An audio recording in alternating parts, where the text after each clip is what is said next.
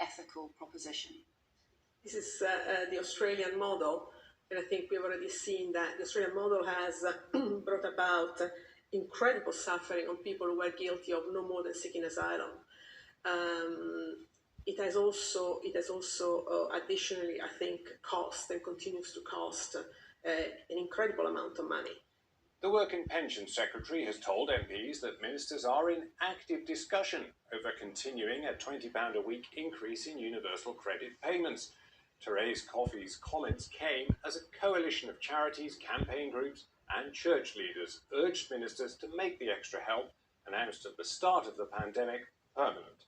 Wouldn't it be inconceivable to cut everybody's benefit before the pandemic is over?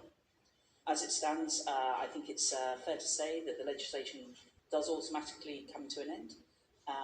But I will be open with you in that a lot of these discussions on what we continue to do with welfare support are still in active discussion with the Treasury. Okay.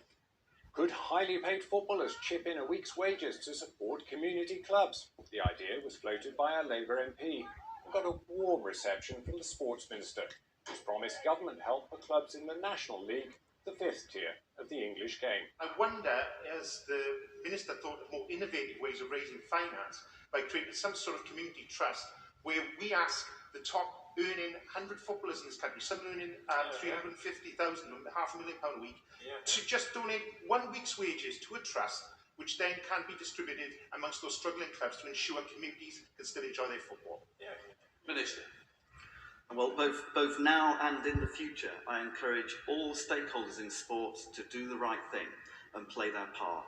And he's making some good points about voluntary donations as well as what we will be requiring and expecting from sport at various levels. Some retired footballers go on to well-paid careers in broadcasting. Match of the Day presenter Gary Lineker has signed a new 5-year contract worth £1.35 million a year, £400,000 a year less than he had been paid. The BBC's new Director General faced some hostile questions from MPs on the Culture Committee, but he defended Lineker's salary.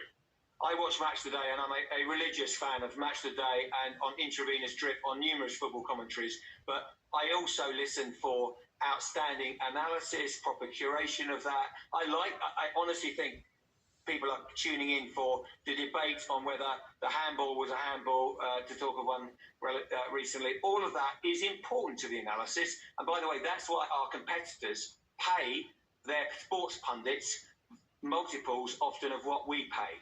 Sometimes the most powerful parliamentary exchanges are those involving members of the public. MPs on the Health Committee heard harrowing evidence from a campaigner whose baby died after a series of failures. Nearly 2/5 of maternity units in England are still performing below the safety standards expected, although the former Health Secretary, who chairs the Health Committee, did begin with words of reassurance. I think it is important to start by saying that nearly 700,000 women